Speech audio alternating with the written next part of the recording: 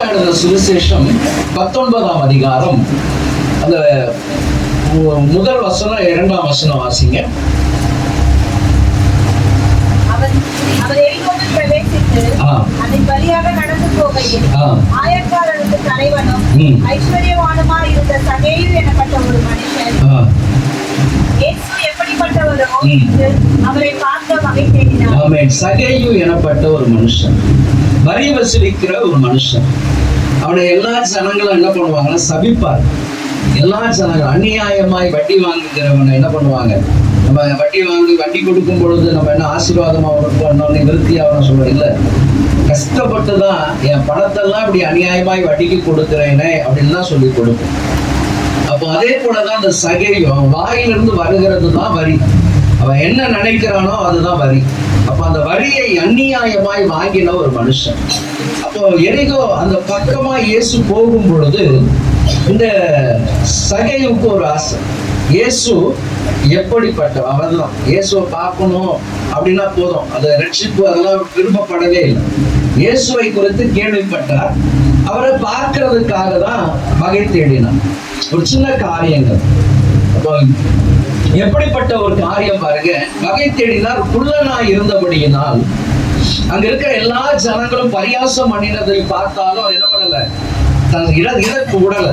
எப்படியாகிலும் நான் எப்படியும் இயேசுவை பார்க்கணும். இப்போ நம்ம பக்கத்துலயே, இப்போ நம்ம இடது பக்கத்துல ஒரு நடிகர் வந்துட்டார் அப்படின்னு சொன்னா நம்ம வீட்லயே இருப்போம் இல்ல, அடிச்சு பரண்டு எப்படியாவது போய் அந்த நடிகரை பார்த்துடணும். நம்ம கிறிஸ்தவர்களா இருக்கிறவங்க டிவியில வர்ற ஊழியக்காரர் பார்க்கறதுக்கு தான் நீங்க ஓடுறாங்க இல்லையா, இந்த ஊழியக்காரர் டிவியில வருவார் அப்படின்னு சொல்லி இல்லையா. அப்ப எப்படியும் ஆகிலும் நேர்ல பார்க்கணும் அப்படின்ற ஒரு வாஞ்சை. அதே போலதான் அந்த சகையு எப்படிப்பட்டவரோ என்று பார்க்க தான் காட்டுத்தீ மரத்துல இருந்தார். வேதம் சொல்லுகிறது, மனுஷன் முகத்தை பார்க்கிறான், கர்த்தர் என்ன பண்றாராம், இருதயத்தை பார்க்கிறார். அப்ப அங்க ஆயிரமான கூட்டங்கள் இருந்த பொழுதும் ஆண்டவருடைய கண்கள் யாரை பார்த்தது அப்படின்னு சொன்னா சகைவை தான் பார்த்தது. ஏன், அவன் வாஞ்சை குள்ளனா இருக்கிறான், எல்லாரும் நம்மளை பார்த்து பரியாசம் பண்றாங்க, அதை எதுவுமே அவன் சட்டம் பண்ணவே இல்லை. நான் எப்படி ஆகிலும் என்ன பண்ணணும், இயேசுவை பார்க்கணும். இது ஒண்ணுதான் அவரோட காரியம். வந்திருக்கிற கர்த்தருடைய ஜனமே, இதுதாங்க ரட்சிப்பின் நற்செய்தி. இந்த நற்செய்தி தான் உங்கள் எலும்புகளை புஷ்டியாய் மாற்றும். நீங்களும் வந்திருக்கிறீங்க ஐயா, ஒவ்வொரு வாரமும் ஞாயிற்றுக்கிழமை நாங்க வரோம் ஐயா, கர்த்தரை ஆராதிக்கிறோம், பாடுறோம், நல்லா துதிக்கிறோம், நல்லா செபிக்கிறோம், நல்லா வேதம் வாசிக்கிறோம். ஆனா மாற்றம் இல்லையே. ஏன் மாற்றம் இல்லை? ஏன் மாறல? என் குடும்பம் மாறல. ஏன் இன்னும் என் குடும்பத்துல பிரச்சனை இருக்கு, போராட்டம் இருக்கு, சஞ்சலம் இருக்கு, வறுமை இருக்கு. எதற்கு எங்களுக்குள்ள ஐக்கியம் இல்லை? கணவன் மனைவிக்குள்ள ஐக்கியம் இல்லையே, பிள்ளைகளின் வார்த்தைக்கு செவி கொடுக்கலையே. ஏன்? இப்படி பலவிதமான கேள்விகளோடு கூட நீங்க இருக்கலாம். ஏன் அப்படின்னு சொல்லும் பொழுது சகையை தேடினது போல உங்கள் இருதயத்துல என்ன இல்லை, வாஞ்சை இல்லைங்க. வாஞ்சை. நம்ம நேரத்துக்கு வரோம் ஆலயத்துக்கு, ஐயா பாஸ்டர் வரலன்னா பாஸ்டர் திட்டுவார், இல்லைன்னா தேடி வருவார். அதனால நம்ம என்ன பண்ணிடுறோம், பாஸ்டருக்கு பயந்து வரோம், கர்த்தருக்கு பயந்து யாரும். கர்த்தருக்கு பயந்து வந்தா நம்ம எப்படி வருவோம், கர்த்தருக்கு பயந்து வந்தா எப்படி வருவோம், நம்ம இருதயம் அப்படியே திறந்து எக்காலத்தை போல சத்தமாய் பாடி கர்த்தரை மகிமைப்படுத்தி, ஐயா இவங்க பாக்குறாங்க, அவங்க பாக்குறாங்க, யாரை குறித்து நம்ம என்ன நினைக்க மாட்டோம், பார்க்க மாட்டோம், அசிங்கப்பட மாட்டோம், வெக்கப்பட மாட்டோம். நான் கர்த்தரை மகிமைப்படுத்த வந்திருக்கிறேன் ஐயா. ஆகவே உங்க வாய் விரிவாய் திறந்து கர்த்தரை மகிமைப்படுத்தும், நல்ல கர்த்தரை துதிக்கும், ராஜாவின் ஜெயகம்பீரம் ஆமென் வாயில இருக்கணும்னு சொல்லிட்டு நீங்க விரிவாய் திறந்து கர்த்தரை ஆர்ப்பரிப்போடு கூட ஆராதித்துக் கொண்டிருப்பீங்க. கர்த்தர் அவர்களை தான் கண்ணோக்கிப்பார். நீங்க நிறைய ஜனம் ஏதோ கத்துறது, எது வரோம் அப்படியே ஒரு பண்டிகை கொண்டாடுறோம், ஒரு உயிர் திறந்த நாளைக்கு வரோம், வந்துட்டு அப்படியே போறோம், அட்டெண்டன்ஸ் கொடுத்துட்டு போறோம். அட்டெண்டன்ஸ் கொடுக்கறதுக்கெல்லாம் கிடையாது. சகையு அட்டெண்டன்ஸ் கொடுக்கணும்னு வந்திருந்தாருன்னா அப்படி எப்படி பார்த்துட்டு அப்படி போயிருக்கலாம். இல்ல, நான் பார்க்கணும் ஐயா, அந்த மனுஷனை பார்க்கணும் ஐயா, இந்த மனுஷனை பார்க்கணும், இந்த இயேசுவை நான் எப்படியாயினும் பார்க்கணும் என்று சொல்லி அவன் வகை தேடினபடியினாலதான் அங்க இருந்த 1000 ஜனங்களுக்கு முன்பதாக இயேசு நின்று சகைவை பார்த்து சொன்னார், நீ இறங்கி வா, நான் வீட்டுல தங்கணும். நீ இறங்கி வா, அவன் வீட்டுல தங்கணும். இந்த ஆண்டவராக இயேசு கிறிஸ்து ஆமென் ரட்சிப்பின் நற்செய்தி உங்களுக்கு ஆமென் சொல்லுகிற ஒரு காரியம், நீங்கள் இறங்கி வரும் பொழுது, வாஞ்சையாய் தேடும் பொழுது, நீங்கள் இறங்கி வரும் பொழுது, அவருடைய சத்தத்துக்கு செவி கொடுக்கும் பொழுது அவர் உங்களோடு தங்கி இருப்பார். அவர் உங்களோடு கூட தங்கி இருப்பார். ஆமென். வந்திருக்கிற கர்த்தருடைய ஜனமே, அப்ப நீங்க எங்க இருந்து இறங்கணும்? எங்க இருந்து இறங்கணும்? இறங்கி வா, இறங்கி வா. ஒரு சிலருக்கு பாத்தீங்க அப்படின்னு சொன்னா குடும்பத்தை குறித்த ஒரு பெருமை இருக்கு. எனக்குலாம் அந்த குடும்பத்தை மாதிரி குடும்பம் இல்லை, எனக்கு நல்ல குடும்பம், நல்ல கணவர், நல்ல பிள்ளைங்க, அப்படி பெருமையாய் நம்ம பேசுவோம். ஐயா, நாங்க போகிற சபை அப்படிப்பட்ட சபையா? சபையை குறித்த பெருமை இருக்கு. இன்னும் ஒரு சிலர் வேலை ஸ்தலத்துல நாதம், நான் வச்சதுதான் சட்டம், என்னை பார்த்து எங்க ஓனரே பயப்படுவார் இல்லையா? கூட வேலை செய்யறவங்க எல்லாம் அவ்வளவுதான், தன்னை குறித்து இல்லையா பேசுவோம். அப்போ வேத புஸ்தகத்தில் ஒரு 3 காரியம் இருக்கு. அப்போ அந்த பெருமையான ஜீவியம் இருக்கு பாத்தீங்களா, நான் என்ற அகந்தை இருக்கு பாத்தீங்களா, நமக்குள்ள ஒரு தும்மல் இருக்கும் பாத்தீங்களா, இங்கெல்லாம் இருந்து இறங்கணும். ஒரு சிலருக்கு படிப்பு, நான் படிச்சிருக்கிற படிப்பு என்ன தெரியுமா? பெத்த அப்பா அம்மாவையே என்ன சொல்லுவாங்க, உங்களுக்கு ஒன்றும் தெரியாது, உங்களுக்கு ஒன்றும் தெரியாது.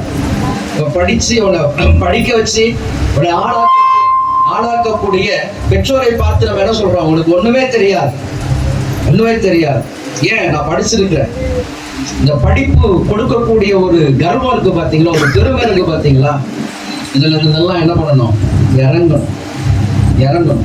இதெல்லாம் ஒண்ணுமே கிடையாது. என் ஆஸ்தி ஒன்றும் கிடையாது, என் பணம் பொருள் ஒண்ணும் கிடையாது, என் கல்வி ஒண்ணும் கிடையாது, என் திறமை ஒண்ணும் கிடையாது. இதெல்லாம் எங்க இருக்கணும்? கீழே இறங்கணும். எல்லாமே எங்க இருக்குது? மண்டையில இருக்குது. என்ன பண்ணல? நம்ம ஆசீர்வதிக்கல, நம்ம சபத்துக்கு பதில் கொடுக்கல, அப்படியே வந்து போய்கிட்டே இருக்கிறோம். வந்து போவதற்காக கர்த்தருடைய ஆலயம் இல்லை. இந்த ஆலயம் கர்த்தருடைய ஆலயம். எதற்காக கர்த்தர் நமக்கு கொடுத்திருக்கிறார் அப்படின்னு சொன்னா, விடுதலை பெறும்படியாக, உங்கள் கட்டுகள் உடைக்கப்படும்படியாக, நீங்கள் ஆசீர்வாதமாய் ஆண்டவராக இயேசு கிறிஸ்து மணவாளனாய் வரும் பொழுது மணவாட்டியாய் எதிர்கொண்டு போகும்படியாக, அவர் தன்னுடைய சொந்த ரத்தத்தினால் சம்பாதித்த இந்த சபை எப்படிப்பட்டது? அவரை ஆமென் அவருக்கு ஏற்ற பிரியமான மணவாட்டியாய் மாற்றக்கூடிய இடம் தான் இது. இந்த இடத்துல ஆமென் கர்த்தர் ஒவ்வொரு நாளும் என்ன பண்ணணும்? உங்களை புதுப்பித்துக் கொண்டே இருக்கணும், புதுப்பித்துக் கொண்டே இருக்கணும். ஒவ்வொரு நாளும் வீட்டை என்ன பண்றோம்? நம்ம வீட்டை எப்படி ஒரு 10 மாசத்துக்கு ஒரு வாட்டி பருப்போமா? பால் பாத்திரம், உங்க இருதயத்தை எத்தனை நாள் நீங்க சுத்தப்படுத்துறீங்க? உங்க இருதயம் கொஞ்சம் யோசனை பண்ணி பாருங்க. ரோட்ல போறோம், எல்லா கண்ணு பார்க்கறது எல்லாத்தையும் என்ன பண்ணுது? உள் வாங்குது. அந்த கடையில அந்த புடவை பார்த்தோமே, அந்த இடத்துல அந்த வார்த்தையை கேட்டோமே, இதை பார்த்தோமே, அதை பார்த்தோமே அப்படின்னு சொல்லி எல்லாமே தனியா இருக்கும் பொழுது என்ன வரும்?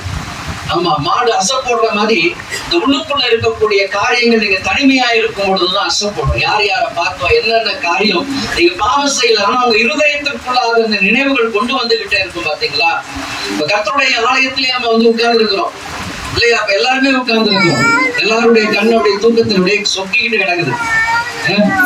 ஆமா, ஒரு பாட்டு பாடிட்டு அவ்வளவுதான், எல்லாம் அப்படியே படுத்துருவாங்க. நீங்க வரும்போதே ஒரு தலையாணி எல்லாம் கொண்டு வந்துடும். ஆமா, தலையெல்லாம் கொண்டு வந்து அப்படியே சிறுத்து வரமாடி சாஞ்சிக்கிட்டு அப்படி நல்லா பார்த்துருக்கு. ஆமே. அப்போ என்ன காரியம் அப்படின்னு சொன்னா, கர்த்தரையே தன்னுடைய சொந்த ரத்தத்தை சிந்தி இந்த சபையை கர்த்தர் ஸ்தாபித்திருக்கிறார். நித்திய ஜீவனுக்கு நேராய் நடக்கும், நித்திய ஜீவனுக்கு. அது ஒண்ணுதான் ஆண்டவர் பிரியப்படுகிற ஒரு காரியம். உலகத்தின் வாழ்க்கை நமக்கு எத்தனை நேரம் அப்படின்னு சொல்ல முடியாது, எத்தனை வருஷங்கள் என்று சொல்ல முடியாது. இந்த ஓட்டத்தை நாம் ஜெயமாய் முடிப்பதற்கு உங்களை பக்குவப்படுத்துகிற இடம் தான் அந்த சபை. ஆகவேதான் நீங்க என்ன பண்ணணும்? மண்டையில் இருக்கக்கூடிய கர்வங்கள், பெருமைகள், அகந்தைகள், கீழ்ப்படியாமை, இப்படிப்பட்ட எல்லாவற்றையும் நீங்க எங்க கொண்டு வரணும்னா கீழே கொண்டு வரணும். காலுக்கு கீழே இருக்கணும். அதெல்லாம் பணம் எங்க இருக்கணும்? காலுக்கு கீழே இருக்கணும். பணம் நம்மளுக்கு எங்க வந்துருச்சு? நம்ம ஒரு தோரணைக்கு வந்துருச்சு. நம்ம போடுகிற சட்டை, நம்ம போடுகிற ஸ்டைலு, நம்ம போட்டுகிற காரியங்கள், இது எல்லாமே என்ன ஆயிடுச்சு அப்படின்னா நம்ம பண திமிரை காண்பிக்கக்கூடியதாய் காணப்படுது. எல்லாமே என்ன இருக்கும்? கீழே கொண்டு வரணும். இதெல்லாம் ஒண்ணும் கிடையாது, மாய. இதை வச்சு பொண்ணு கூட பண்ண முடியாது. இது என்ன பண்ண முடியாது? பரலோகத்துக்கு என்னை கொண்டு போகாது, என்னை பரலோகத்திற்கு கொண்டு போக முடியாது. ஏன் ஆண்டவராக இயேசு கிறிஸ்து உலகத்திற்கு வந்தார்? ஆதாம் ஆமென் ஒளியின் வஸ்திரத்தை இழந்து போனார். மறுபடியும் கர்த்தர் நமக்கு அந்த வஸ்திரத்தை கொடுத்து நம்மை அழைத்து கொண்டு போகும்படியாக தான் ஆண்டவராக இயேசு கிறிஸ்து உலகத்திற்கு வந்தார். நம்மை ரட்சகராக வந்தார். நம்மை வந்திருக்கிற கர்த்தருடைய சனமே கவனமாய் அறிந்து கொள்ளுங்க. சகையும் நமக்கு ஒரு பாடம். நீ இறங்கி வா, நான் உன் வீட்டுல தங்குவேன். நீங்க இறங்கி வரும் பொழுது இந்த நற்செய்தி என்ன நற்செய்தி? நீங்கள் உங்கள் ஸ்தானங்களில் இருந்து இறங்கி வாங்க. தேவையில்லாத குடும்ப சண்டையிலிருந்து இறங்கி வாங்க. பகையிலிருந்து இறங்கி வாங்க. ஐயா, நான் விட்டு கொடுக்கிற காரியத்துல நான் இறங்கி வரணும் ஐயா. என் சொந்த சகோதரன் சகோதரிகள் ஆமென் தகப்பனே இந்த மாதிரி பிரச்சனைகள் இருக்கிறாங்க. நான் அவர்களுக்கு என்ன பண்ணணும்? என்னால் முடிந்த அளவுக்கு நான் உதவி செய்யணும். இறங்குகிற அந்த அனுபவம் வரும் பொழுதும் தான் கர்த்தர் என்ன பண்ணுவார்னா உங்க கூட தங்குவார். ஆமென். ஏன் வரணும்? சபைக்கு ஏன் வரணும்? நான் கர்த்தருடைய முகத்தை தேடும்படியாக வரேன் ஐயா. கர்த்தர் தம்முடைய பரிசுத்த ஆலயத்தில் இருக்கிறார். என் விண்ணப்பத்தின் சத்தத்தை கேட்பார். என் ஜெபத்திற்கு அவர் பதில் கொடுப்பார். என் கண்ணீரை கண்டு ஆமென் மனம் இறங்கி அற்புதம் செய்வார். எப்பொழுது? நான் என்னை தாழ்த்தும் பொழுது. வேதத்தில் வாசிக்கிறோம், தாழ்மை உள்ளவனுக்கு கர்த்தர் கிருபை கொடுக்கிறார். தாழ்மை உள்ளவனுக்கு, தாழ்மை உள்ள ஒரு இருதயத்தை, ஆகவேதான் அவருடைய பிறப்பு மிகவும் தாழ்மையாய் காணப்பட்டது. ஆமென். எந்த ஒரு ராஜாவின் அரண்மனையில் அவர் பிறக்கல, முன்னணியில் ஆமென் பிறத்திருந்தாங்க. ஒரு சத்திரத்தின் ஓரத்தில் அவர் பிறந்தார். வந்திருக்கிற கர்த்தருடைய சனமே, அவரே மகிமையான சிங்காசனத்தை விட்டு இறங்கி வந்தார்னு சொன்னா நம்ம எப்படிலாம் இறங்கணும்? நம்ம வாழ்கிற வாழ்க்கை, ஆண்டவரே நீ கொடுத்த கிருபை. எத்தனை பேர் நீங்க ஆண்டவருக்கு சொல்றீங்க, ஆண்டவரே இன்னைக்கு நான் வாழ்ற வாழ்க்கை உம்முடைய கிருபை ஐயா. உங்க ரத்தத்தினால் என்னை கழுவி பரிசுத்தப்படுத்தி எனக்கு இந்த கிருபைகளை கொடுத்திருக்கிறீங்க ராஜா. வேதத்தை வாசிக்கிறேன், இன்னைக்கு கர்த்தருக்காக பாடுகிறேன், கர்த்தருக்காக ஆண்டவருடைய சம்பவத்துல சின்ன சின்ன காரியத்தை செய்யறேன்னா இதெல்லாம் கிருபை. எனக்கு தயவு பாராட்டினீங்களே ராஜா. எனக்கு இதை செய்யும்படியான ஒரு இலக்கத்தை காண்பித்தீங்களே ராஜா. நன்றி சொல்லணுங்க, நன்றி சொல்லணும் ஆண்டவருடைய சமூகத்தில். அதுதான் ஆண்டவராகிய இயேசு கிறிஸ்து உலகத்திற்கு வந்ததன் நோக்கம். அதுதான் நமக்கு ரட்சிப்பின் நற்செய்தி. அப்ப இந்த சகை அதோடு கூட முடிஞ்சிடல. வீட்டுக்கு வா, நம்ம வீட்டுல வந்து தங்க போறேன்னு சொல்லிட்டு 2 பேரும் போகும்பொழுது சகை ஒரு காரியம் சொல்லுங்க. ஒரு மனுஷனுடைய வீட்டிற்கு இயேசு வந்தால் என்ன நடக்கும்? ஒரு மனுஷனுடைய வீட்டுக்கு இயேசு வந்தால், இப்ப என் வீட்டுக்கு இயேசு வந்துட்டார் அப்படின்னு சொன்னா, இப்ப எனக்கு ஒரு 4 வீடு இருக்குதுன்னா, ஒரு 4 வீடு இருக்குது, ஒரு 10 பங்களா இருக்குது, கஷ்டப்படுறாங்க, அவங்களுக்கு இருக்கட்டும். என் சகோதரன் கஷ்டப்படுறான், அவனுக்கு நான் கொடுத்து உதவட்டும். மற்றவர்களை குறித்த கரிசனை உண்டாகும். அதுதான் ரட்சிப்பு. ரட்சிப்பு என்பது அதுதான். இன்னைக்கு ரட்சிப்பு அப்படின்னு சொன்னா கர்த்தர் என்னை ஆசீர்வதிப்பாரு, இன்னைக்கு ஒரு வீடு கூட இல்லை, எனக்கு 40 வீடு வரணும் அப்படி கிடையாது. அது ரட்சிப்பு கிடையாது, அது ஆசீர்வாதம் கிடையாது. நான் கொடுக்க கொடுக்க கொடுக்க கொடுக்க தான் கர்த்தர் என்னை என்ன பண்ணுவாரு? ஆசீர்வதிப்பார். நீங்க ஒரு நியூஸ் பாத்தீங்களா என்னன்னு தெரியல, எல்லாம் மேல உற்சாகமா இருக்கிறீங்களா? ஹல்லேலூயா. நல்லா கேட்கணும். நான் நடுவுல அப்படி கேள்வி எல்லாம் கேட்பேன், சரியா? மதுரையில ஒரு அம்மா பரிபூரணம் அப்படின்னு ஒரே பேரான குமாரனை விசுவாசிக்கிறவன் எவனோ அவன் கெட்டு போகாமல் நித்திய ஜீவனை அடையும் படிக்கு அவரை தந்தருளி இவ்வளவாய் உலகத்தில் அன்பு கூர்ந்தார். ஆமென். இவ்வளவாய் உலகத்தில் அவரை தந்தருளி இவ்வளவாய் உலகத்தில் அன்பு கூர்ந்தார். அதே 1 யோவான் 2:16 வாசிங்க. 3:16.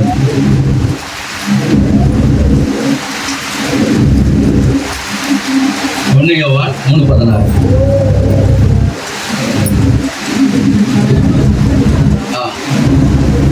அவர் தம்முடைய ஜீவனை நமக்காக கொடுத்ததினாலே அன்பு இன்னதென்று அறிந்திருக்கிறோம். நாமும் சகோதரருக்காக ஜீவனை கொடுக்க கடனாளிகளாய் எப்படி இருக்கிறோம்? 3:16 நம்முடைய சொந்த குமாரனாகிய கிறிஸ்துவை இந்த உலகத்திற்கு அவர் என்ன பண்ணாராம்? அனுப்பினார், நமக்காக கொடுத்தார்.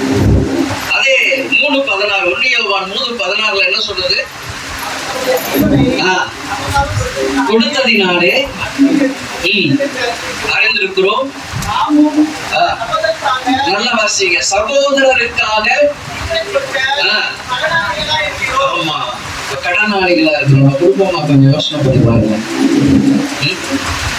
பண்ணி பாருங்க, அப்போ ஒரு அம்மா கிறிஸ்தவங்களா என்னன்னு தெரியல, முகம் தெரியாத ஒரு நபர் உதவி செய்யறாங்க. அப்ப கிறிஸ்துவை அறிந்திருக்கிற நாம் ஏதாகிலும் காரியங்கள் நம்ம செய்யறோமா? அப்போ சுயநல கிறிஸ்தவர்களாக தான் நம்ம என்ன பண்றோம்? அதுதான். அப்போ இறங்கும் பொழுதுதான் சகை ஆண் சொல்றாரு, அவங்க வீட்டுல தங்க போறேன். அவர் இறங்கினார், தங்கினார், அவங்க வீட்டுக்கு அழைத்து கொண்டு போனார். அவர் போகும்போதே சொன்னார், இல்லையா நான் எல்லாத்தையும் கொடுத்துட்றேன், எனக்கு நான் வச்சுக்கிட மாட்டேன், எல்லாத்தையும் நான் கொடுத்துட்றேன். யார் யார்கிட்டலாம் அநியாயமா வாங்கணும் எல்லாத்தையும் நாளத்தனையாய் கொடுத்துடுற ஐயா. நம்ம ஆண்டவர் சொன்னார், இந்த வீட்டுக்கு இன்றைக்கு ரட்சிப்பு. எந்த வீடு கொடுக்கிற வீடாய் மாறுகிறதோ அந்த வீட்டுல இயேசு தங்குவார். ஆமென். எந்த வீட்டுல அவர் நிரந்தரமாய் தங்கணும்னு ஆசைப்படுறாங்களோ ஆமென் என்ன பண்ணிடணும், உங்க வீடு இருதயம் விசாலமாய் மாறணும், குறுகக்கூடாது. இன்னைக்கு கிறிஸ்தவர்களுடைய இருதயம் எப்படி ஆயிடுச்சு? குறுகி போயிடுச்சு. நாம ஏன் காணிக்க போடணும், நாம ஏன் பாஸ்டருக்கு கொடுக்கணும், நம்ம ஏன் அவங்களுக்கு செய்யணும், நம்ம ஏன் இவங்களுக்கு செய்யணும் அப்படின்னு மனுஷனுடைய இருதயம் என்ன ஆயிடுச்சு? குறுகி போயிடுச்சு. நீங்க குறுகி போனதுனாலதான் கர்த்தர் நம்ம என்ன பண்ண முடியல, விசாலத்துக்கு கொண்டு வர முடியல, உங்களை விருத்தியாக்க முடியல. அதே இடத்துல இருக்கிறோம், அப்படியே இருக்கிறோம், வளர்ச்சி இல்லாதபடி இருந்து கொண்டு இருக்கிறோம். குழந்தை பிறந்ததுன்னா ஒவ்வொரு மாதமும் என்ன இருக்கணும்? வளர்ச்சி இருக்கணும். வளர்ச்சியே இல்லாம இருக்கா பிள்ளைய, வளர்ச்சியே இல்லாம இருந்த என் குழந்தை அப்படிதான் 10 வருஷம் ஆயிடுச்சுன்னா நான் கையில தான் வச்சிருக்கிறேன்னா எப்படி இருக்கும் இல்லையா? உள்ள பிறந்தா வளர்ச்சி இருக்கும். அது போலதான் ஆண்டவராக இயேசு கிறிஸ்துவை சொந்த ரட்சகராக ஏற்றுக்கொண்டு இருக்கிற கர்த்தருடைய சரணே, நீங்க கிறிஸ்துவுல வளர்ந்துக்கிறீங்களா? ஐயா, கடந்த வருஷம் இதே டிசம்பர் மாசம் 31ஆம் தேதி இந்த இடத்துல நீங்க எத்தனை பேர் என்னென்னலாம் பண்ணியிருப்பீங்க? இன்னும் கொஞ்ச நேரம் தான் புது வருஷம் வரப்போகுது அப்படின்னு நீங்க என்னெல்லாம் உடன்படிக்கை பண்ணியிருப்பீங்க? கொஞ்சம் யோசனை பண்ணி பாருங்க. நான் தினமும் பைபிள் படிக்காம வீட்டை விட்டு வெளியே போக மாட்டேன். ஆமா, முழங்கால் போட்டுதான் ஜெபம் பண்ணுவேன், 4 பாட்டு பாடிடுவேன். ஆண்டவரே நீர் இல்லாம இந்த வருஷத்தை நான் கடந்தே போக மாட்டேன். எத்தனை பேர்லாம் தீர்மானம் பண்ணிருப்பீங்க? எத்தனை பேர் 300 நாட்கள்ல செஞ்சிருக்கிறீங்க? 10 நாள் ஓடி இருப்போம் நினைக்கிறேன் அந்த படம் இல்ல? ஆமா, ஒரு சில இடத்துல அது ஒரு 5 நாள் தான் ஓடி இருக்கும். பைபிளை தூக்கிட்டு அப்படி படிக்கிற மாதிரி உட்காந்துட்டு நிறைய பேருக்கு மறந்தே போயிருக்கோம். நம்ம என்னெல்லாம் பண்ணோம் அப்படின்றதே மறந்து போயிருக்கோம். அந்த 1ஆம் தேதி மட்டும் உணர்ச்சி வசப்பட்டு செய்கிறது கிடையாது. உடன்படிக்கை மனப்பூர்வமாய் செய்யும், மனப்பூர்வமாய் செய்யும். இதுதான் ரட்சிப்பு. இரண்டாவதாக இன்னொரு காரியத்தை நீங்க வாசிக்க, நம்ம ஒன்று, நீங்க ஆண்டவராக இயேசு கிறிஸ்து ஆமென் நீங்க இறங்கி வரும் பொழுது உங்க வீட்டுல தங்குவார். நீங்க கொடுக்கிறவர்களாய் மாறுவீங்க, உங்க வீடு ரட்சிக்கப்படும். இரண்டாவதாக வாசிக்கலாம், லூக்கா எழுதின சுவிசேஷம் 13ஆம் அதிகாரம் 11ஆம் வசனம் வாசிங்க. அப்பொழுது 18 வருஷமாய் பலவீனப்படும் ஆவியை கொண்ட ஒரு ஸ்திரீ அங்கே இருந்தார். அவள் எவ்வளவும் நிகழக்கூடாத கூலியாய் இருந்தார். இயேசு அவளை கண்டு நம்மிடத்தில் அழைத்து, ஸ்திரீயே, பலவீனத்தில் இருந்து விடுதலையாகப்பட்டாய் என்று சொல்லி அவள் மேல் தமது கைகளை வைத்தார். உடனே அவள் நிமிர்ந்து தேவனை மகிமைப்படுத்தினார். இரண்டாவதாக எனக்கு காணப்படுகிற என்னுடைய பலவீனத்திலிருந்து ஒரு விடுதலை. பலவீனத்தில் ஒரு ரட்சிப்பை கர்த்தர் நமக்கு வைத்திருக்கிறார். அடுத்தது என்ன நற்செய்தி அப்படின்னு சொன்னா, பலவீனத்தின் காரியம். இந்த பலவீனம் எப்படிப்பட்டதான்? எத்தனை வருஷமா அவர் பலவீனத்தோடு இருந்தாலும்? 18 வருஷம். அநேகர் சொல்லலாம், ஐயா நான் ரட்சிக்கப்பட்டு இத்தனை வருஷம் ஆயிடுச்சியா, ரட்சிக்கப்பட்டு ஆண்டவருடைய சமூகத்தில் ரட்சகராக ஏற்றுக்கொண்டு இத்தனை வருஷம் ஆயிடுச்சு, 30 வருஷம் ஆயிடுச்சு, 25 வருஷம் ஆயிட்டு, நான் எப்படி இருக்கிறேன்? எப்படி ரட்சிக்கப்பட்டேனோ அப்படியே தான் இருக்கிறேன். என்கிட்ட என்ன இல்லை, நான் எப்படி வந்தேனோ அப்படியே தான் இருக்கிறேன். இதுல யாராயிலும் பிரியப்படுவாங்களா? யாராயிலும் பிரியப்படுவாங்களா? வேதம் சொல்லுகிறது, ஒரு 18 வருஷமாய் நிமிரக்கூடாத கூலியா எங்க இருக்கிறாராம்? ஆலயத்துக்கு வருவார். நிமிரக்கூடாதவள், ஆனா எங்க வரா? ஆமா, அப்ப நுகம் முடிக்கப்படாதபடி இருக்கிற கிறிஸ்தவ சடங்கு. நுகம் முடிக்கப்படல. நான் வரேன், வந்து வந்து வந்து வந்து போய்கிட்டே இருக்கிறேன், வந்து வந்து நான் போய்கிட்டே இருக்கிறேன். வெறுமையாய் தான், ஒன்னும் ஒரு மாற்றம் இல்லை, ஒண்ணுமே இல்லை. சும்மா ஒரு 5 ரூபாய் வர்ற இடத்துல எனக்கு ஒரு 10 ரூபாய் வருது, அவ்வளவுதான். ஒரு பெரிய ஆசீர்வாதம், ஒரு பெரிய விருத்தி என் வாழ்க்கையில காணப்படல. காரணம் என்ன அப்படின்னு சொன்னா, நிமிரக்கூடாத ஒரு காரியம். நிமிரக்கூடாத, அப்ப நிமிரக்கூடாத காரியம் அப்படின்னு சொன்னா, ஏதோ கடமைக்கு வர, கடனுக்கு வர, இதனால எனக்கு எதுவும் பிரயோஜனமே இல்லை அப்படின்ற ஒரு மனநிலையோடு கூட அநேகர் உண்டு. வந்திருக்கிற கர்த்தருடைய ஜனமே, இரண்டாவதாக நீங்க மாற்றப்பட வேண்டிய ஒரு காரியம் என்ன பண்ணணும்? நிமிர்ந்து பார்க்கக்கூடிய அந்த அனுபவத்துக்கு வரணும். நம்ம நிமிர்ந்து பார்க்கக்கூடிய அனுபவம், குனிந்து இருக்கக்கூடிய அனுபவம் எதை குறிக்கக்கூடியது அப்படின்னு சொன்னா, பன்றியின் செவி. பன்றியின் செவி. நம்ம ஆலயத்துல வந்து என்ன ஜெபம் பண்றோம்? நல்லா அப்படியே சொல்லுங்க, என் வீட்டுல இருக்கிற கடன் பிரச்சனை மாறணும், இந்த இம்மைக்கான காரியத்தையே தான் நம்ம சொல்லி சொல்லி சொல்லி ஜெபம் பண்ணோம். வீடு கட்டணும், பிள்ளைக்கு திருமணம் ஆகணும், என் குடும்பத்துல வர கஷ்டம் இருக்குது, இப்ப இந்த மாதிரி காரியம் இருக்குது, பக்கத்து வீட்டுக்காரங்க சண்டை போடுறாங்க, இதே காரியத்தை தானே சொல்றோம். இதே காரியத்தை தான் மறுபடி சொல்லி ஜெபம் பண்ணோம். அப்போ இம்மைக்குரிய ஆசீர்வாதத்தை தான் என்ன பண்றோம், அதிகமாய் மையப்படுத்தி ஜெபம் பண்ணிக்கிட்டே இருக்கிறோம். ஆமா, இந்த கூனியுடைய வாழ்க்கை வந்த ஆலயத்துக்கு வருவா போறோம், ஆலயத்துக்கு வரா போறோம் 18 வருஷங்க. 18 வருஷம். 18 வருஷமாய் விடுதலை இல்லாத ஒரு வாழ்க்கை வாழ்ந்து கொண்டிருந்த அவள் ஆமென் இருக்கும் பொழுது யார் இருக்கிற அந்த ஆலயத்துல? இயேசு இருக்க. இயேசு இருக்க. அப்பதான் சொல்லுகிறார். ஆமென். எத்தனை வருஷம்? 18 வருஷம். 18 வருஷம். கொஞ்சம் யோசனை பண்ணி பாருங்க. 18 வருஷம் என் கடன்லயே தான் இருக்கிறேன். 18 வருஷம் என் வேலையை செஞ்ச வேலையே தான் செய்யறேன். ஒரு சின்ன ப்ரமோஷன் கூட கிடையாது. 18 வருஷம் நான் இன்னும் வாடகை வீட்டுல தான் இருக்கிறேன். 18 வருஷமாய் நான் இப்படிதான் இந்த காரியத்தை தான் செஞ்சுட்டு இருக்கிறேன்.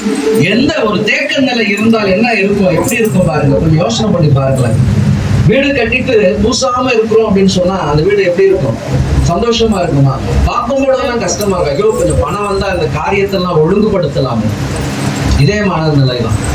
இப்போ நிம்மதிக்கிற ஒரு அனுபவம் காணப்படும். அதுதான் சபை உங்களை என்ன பண்ணணும், மேல பார்க்க வைக்கும். சபை என்ன பண்ண, மேல பார்க்கிறோம். நம்ம யாரை பார்க்கிறோம்? மனுஷனை பார்க்கிறோம். அவங்க உதவி செய்வாங்களா, இவங்க உதவி செய்வாங்களா? அது கிடையாது. நீங்க யாரை பார்க்கணும்? மேல. ஆகவேதான் சங்கீதம் 121 வாசிக்கிறோம். எனக்கு ஒத்தாசை வரும் பர்வதங்களுக்கு நேராக. ஒத்தாசை எங்க இருந்து வரணும்? மேல இருந்து வரணுங்க. அப்ப நம்ம இதுவரைக்கும் நம்மளுடைய காரியம் என்ன அப்படின்னு சொன்னா, பூமியை பார்த்து மனுஷனை பார்த்து அவங்க செய்வாங்க இவங்க செய்வாங்க, இல்ல, அது கிடையாது. அது கிடையாது. மேல எனக்கு ஒத்தாசை அனுப்புகிற கர்த்தர் யாரு? என்னை ஆமென் சிருஷ்டித்தவர் ஐயா. உலக தோற்றத்திற்கு முன்பதாக என்னை தெரிந்து கொண்டவர், முன்குறித்தவர். அப்ப அவர் தான் எனக்கு என்ன பண்ணணும்? ஒத்தாசை அனுப்பணும். அப்ப அவரிடத்துல தான் போய் நான் என்ன பண்ணணும்? முகத்தை உயர்த்தி ஆமென் ஐயா, எனக்கு அழைத்தீங்க ராஜா, என்னை தெரிந்து கொண்டீங்க. நான் இப்ப பிரச்சனையில இருக்கிறேன், எனக்கு விடுதலை வேணும், என் தேவையை சந்திக்கப்படணும். நீங்க பரலோகத்தின் தேவனை நோக்கி முறையிடும் பொழுது கர்த்தர் உங்கள் சபத்தை கேட்டு உங்களுக்கு பதில் கொடுப்பார். 18 வருஷமா நீங்க சபைக்கு வந்து போய் கொண்டிருக்கலாம். ஐயா, 5 வருஷம் ஆச்சு, 2 வருஷம் ஆச்சு, என்ன எனக்கு இல்ல. ஆமென். வானத்துக்கு நேராக உங்க கண்களை ஆமென் ஏறெடுத்து ஆண்டவருக்கு ஆமென் எக்காலத்தை போல சத்தத்தை உயர்த்தி ஜெபம் பண்ணுங்க. ஏன்? கர்த்தர் தம்முடைய பரிசுத்த ஆலயத்தில் இருக்கிறார். அந்த ஜெப ஆலயத்தில் ஆண்டவராக இயேசு கிறிஸ்து வந்தார். ஆமென். 18 வருஷமாய் நிமிரக்கூடாதவள் நிமிர்ந்து கர்த்தரை மகிமைப்படுத்தினார். நிமிர்ந்தவுடன் கர்த்தரை மகிமைப்படுத்தினார். இன்றைக்கும் வந்திருக்கிற கர்த்தருடைய ஜனமே, நற்செய்தி என்ன பண்ணோம்? என்ன நற்செய்தி? நிமிராமல் இருக்கிறையா, நிமிர்ந்து கர்த்தரை மகிமைப்படுத்தும். இது மனுஷனுடைய தயவை அல்ல. இந்த மனுஷன் அந்த மனுஷன் அப்படின்னு அந்த மனுஷனை நாடி போக மாட்டேன், மனுஷனை பிரியப்படுத்த மாட்டேன். என் தேவாதி தேவனை நான் பிரியப்படுத்துவேன். ஆமென். என் முகம் அவருக்கும் ஆமென் அவரோடு கூட தான் இருக்கும். ஆமென். அப்ப அந்த சங்கீதம் 121 குறித்து நம்ம வாசிக்கிறோமே, அந்த சங்கீதத்துல மேல ஒரு காரியம் சொல்லப்பட்டு இருக்கும். ஆரோகண சங்கீதம். ஆரோகண சங்கீதம். அந்த ஆரோகண சங்கீதம் எப்படி தெரியுமா? வருஷத்துக்கு ஒரு முறை இஸ்ரவேல் ஜனங்கள் எல்லாம் எங்க வருவாங்க? எருசலேமுக்கு வருவாங்க. எருசலேமுக்கு வந்து கர்த்தருடைய ஆலயத்தில் தொழுது கொள்ளும்படியாக வருவாங்க. அப்படி எல்லா இடங்களில் இருந்து அந்த ஜனங்கள் வரும் பொழுது எருசலேம் மலைகளினால் சூழப்பட்ட ஒரு தேசம். அப்போ அந்த மலையின் மீது ஏறும் பொழுது அந்த தேவ ஆலயத்தின் மேல் இருக்கக்கூடிய அந்த மேல இருக்கக்கூடிய அந்த கூம்புல முழுவதுமாக தங்கத்தினால் வேயப்பட்டது. முழுவதுமாக தங்கத்தினால் அந்த ஆலயம் வேயப்பட்டது. அப்போ நீங்க மலையில் ஏறும் பொழுது அந்த காலையில அந்த சூரிய வெளிச்சம் பட்ட உடனே அப்படியே மினுமினுப்பாய் அது சுழிக்கும். அது சுழிக்கும் பொழுது பாடப்பட்ட சங்கீதம் தான். எனக்கு ஐயா 1 வருஷம் நான் கஷ்டப்பட்டு இருக்கிறேன் ஐயா. 1 வருஷம் கஷ்டப்பட்டேன். நம்முடைய ஆலயத்துக்கு வரையா என் பாடு உண்டு, பிரச்சனை உண்டு, வியாதி உண்டு, எத்தனையோ விதமான காரியங்கள் உண்டு. என் விண்ணப்பத்தை எல்லாம் என்ன பண்ண போறேன்? செபிக்கும்படியாக வரையா. அப்ப பாடின பாட்டுதான் அந்த ஆமென். எனக்கு ஒத்தாசை ஒரு பர்வதங்களுக்கு நேராக என்ன பண்றேன்? கண்களை ஏறெடு. வந்திருக்கிற கர்த்தருடைய சனமே, ஒத்தாசை அனுப்புகிற தேவனுக்கு நேராக கண்களை ஏறெடு. நீங்க இதுவரைக்கும் நீங்க மனுஷரை நம்பி இருக்கலாம், மனுஷனை நம்பாதீங்க. மனுஷனை நம்புவதற்கு ஏமாத்திரம், நாசில் சுவாசம் உள்ள மனுஷன் நம்புவதற்கு ஏமாத்திரம். நம்ம ஓரளவுக்கு தான் உதவி செய்ய முடியும். என் ஆண்டவராகிய இயேசு கிறிஸ்து ஆமென் வானத்தின் பலகடைகளை திறந்தார், இடம் கொள்ளாமற் போகும் மட்டும் உங்களை ஆசீர்வதிப்பார். வந்திருக்கிற கர்த்தருடைய சனமே, அப்ப நம்ம எங்க தோல்வியில இருந்திருக்கிறோம் அப்படின்னு சொன்னா, நம்ம என்ன பண்ணிட்டோம்? ஜெபம் பண்ணிட்டு மனுஷனை பார்த்துட்டோம். இல்ல, மனுஷனை பார்க்காதீங்க, கர்த்தரை அவர் முகத்தை நோக்கி பாருங்க. நீங்க வெட்கப்படவே மாட்டீங்க. கர்த்தர் உங்களை உயர்த்தி கொண்டே இருப்பார், உயர்த்தி கொண்டே இருப்பார், உயர்த்தி கொண்டே இருப்பார். உங்களை மேன்மைப்படுத்தி கொண்டே இருப்பார், உங்களை கனப்படுத்தி கொண்டே இருப்பார். என் மகன் எந்த இடத்துக்கு போனாலும் ஆமென் அவருக்கு முன்பதாக தூதனை அனுப்புவார்கள். தேவைகள் எல்லாவற்றையும் கர்த்தர் அற்புதமாய் சந்திப்பார். நான் ஆராதிக்கிற தேவன் ஜீவனுள்ளவர். ஆமென். ஆண்டு ஒரு காரியத்தை சொல்லி நான் முடிக்கிறேன். இதுல ஆண்டவருடைய ஊழியத்திற்காக வந்து 30 ஆண்டுகள்